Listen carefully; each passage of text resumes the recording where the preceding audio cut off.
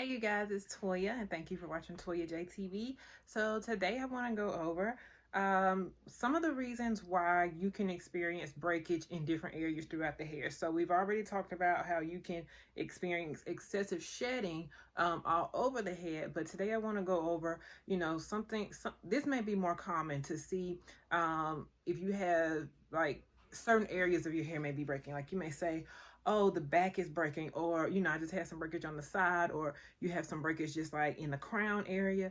Okay, so some of those reasons, especially for relaxed ladies, um, if the relaxer is not done correctly. So for instance, if it's not being rinsed all the way out, it's not being neutralized, or if the hair continues to get over processed, or if the relaxer overlaps, those are some of the reasons that can cause breakage in certain areas. Because a lot of times when you're doing your own relaxer, you tend to, a lot of the parts of your head, like the back, you cannot see that well. So when you're trying to rinse and shampoo and do and even apply the relaxer, you may not be doing as good a job as you think in the areas where it's harder to see.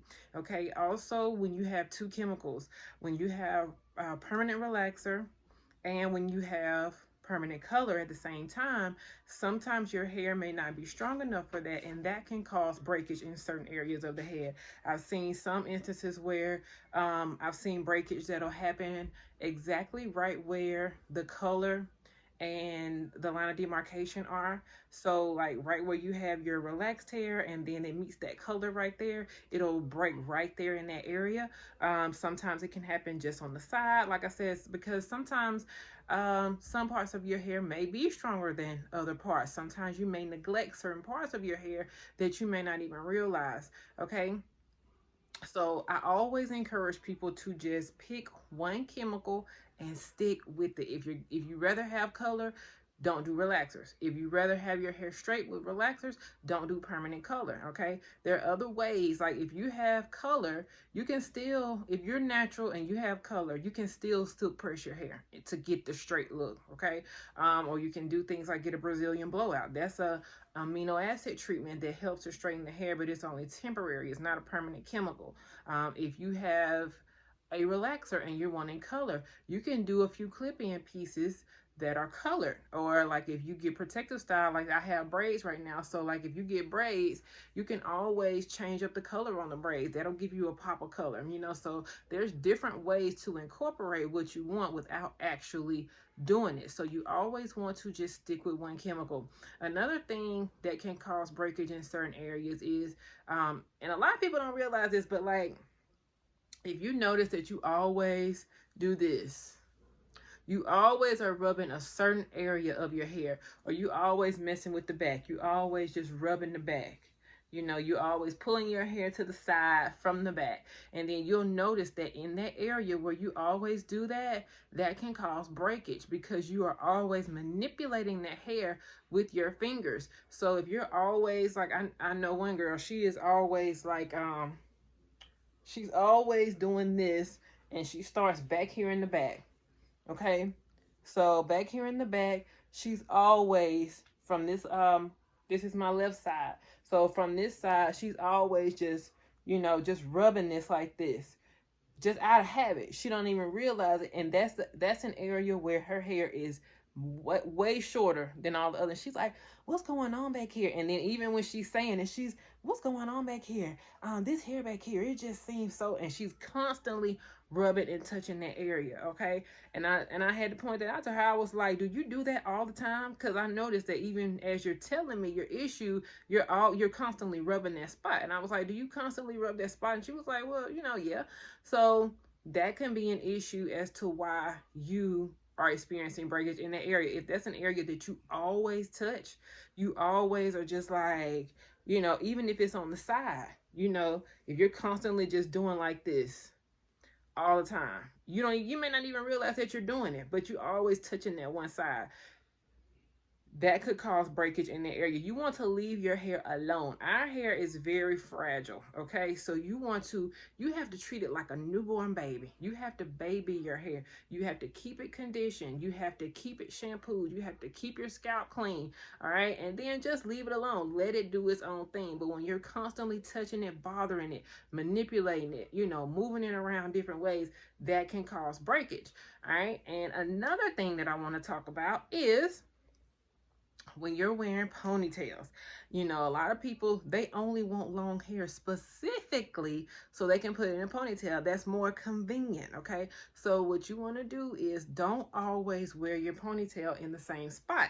So for instance, if you're always wearing your ponytail right here, and then you notice that right here you're having a lot of breakage, okay, you want to switch that ponytail up because you're causing tension right there in that area because you keep putting the ponytail in the same spot. So don't always put your ponytail in the same spot, and don't have it too tight.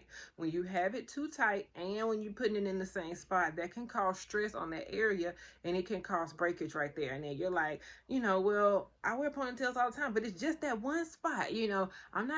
I'm not experiencing anything in the, on the edges or in the back. It's just that one spot. So it can't be the ponytail. Yes, it can, because if that's where you're gathering your hair all the time, that's where you tend to pull kind of tightly when you're doing a ponytail, and then you wrapping that elastic band around, and you leaving it like that for pretty much the day, and then you're doing that on a daily basis. That can cause breakage. All right, so you do not want to do that. Okay, so if you are getting two chemicals, I encourage you to stop. All right, pick one chemical that's going to fix your breakage. If that's the root of the problem, that's going to fix that immediately.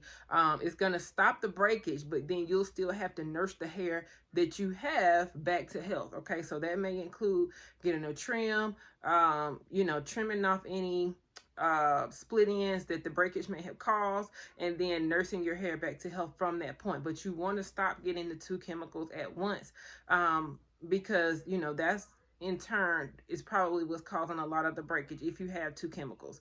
Okay, so and then if you're constantly rubbing in your hair in a certain area, you definitely want to stop that. And it's going to take a conscious effort to do that, because like I said, most people don't even realize that they're doing that, because like I said, it's just out of a habit. It's just habit.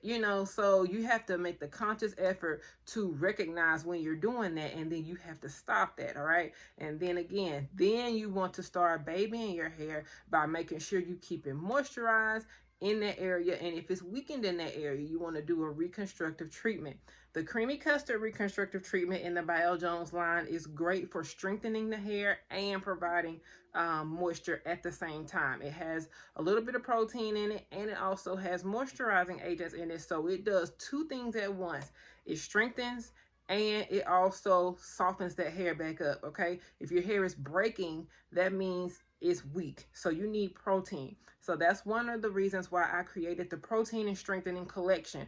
All of the protein and strengthening collection, they have each item. Most of the items have protein in it. Some of the items don't, but most of the items have protein in it, and they have different types of protein. So the shampoo has one type of protein, the conditioner has another type, the leave-in has another type, but they're all geared towards strengthening the hair back up, repairing any damage that you may have. But in order to repair the damage that you have to stop doing what's causing the damage. Then from there, you can fix it. Okay, it's almost like a relationship. Your man cheat on you, and you want to forgive him. You say, look, I'm gonna forgive you, but that can't ever happen again. So if he goes and does it again, that's damaging your relationship even further, right? So you have to stop.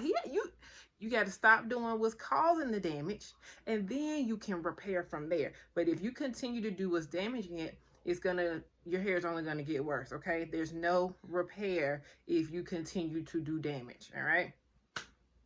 I love analogies, as y'all can see. Okay, I'm always trying to find a way to make you see things more clearly.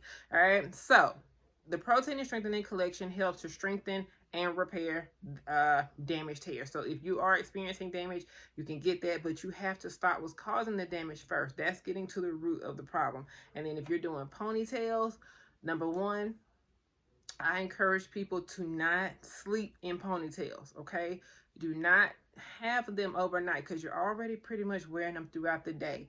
When at nighttime, you want to take that hair down, wrap it, tie it down with your silk scarf, put a satin cap on, a satin bonnet, whatever. Sleep on a satin pillowcase, but do not sleep in your ponytails. And also try to do them, try to not do them tight, and try to have them in different areas, okay? You know, you may love to wear your bun back here, but sometimes try to do it kind of to the side. Sometimes do a top knot. Sometimes do it to the other side. And, you know, if you can, try not to wear a ponytail every day. That's kind of just like a, you know, it's an emergency. I'm having a bad hair day. I'm shampooing my hair tomorrow. So right now I'm just going to throw this ponytail up. But it's not, I don't really see ponytails as being meant for a style unless you're doing a really cute ponytail, okay? That's why I tell my clients, like, don't just throw your hair in a ponytail, like, make it cute. Do a cute little bun, have it sleek down. Don't just like make it look like you just did it in the bed and you just rolled over, threw your hair in a ponytail and you going to work. No, don't do that. At least make a cute ponytail where it looks like you intentionally, you know, did this, and then it can kind of count as a style. But if you're just throwing it up, you know, no rhyme or reason, don't do that. All right, so I hope this helped you all, and be sure to subscribe to the channel, like and comment on the video, and I will see you all next time. All right, talk to y'all later. Bye bye.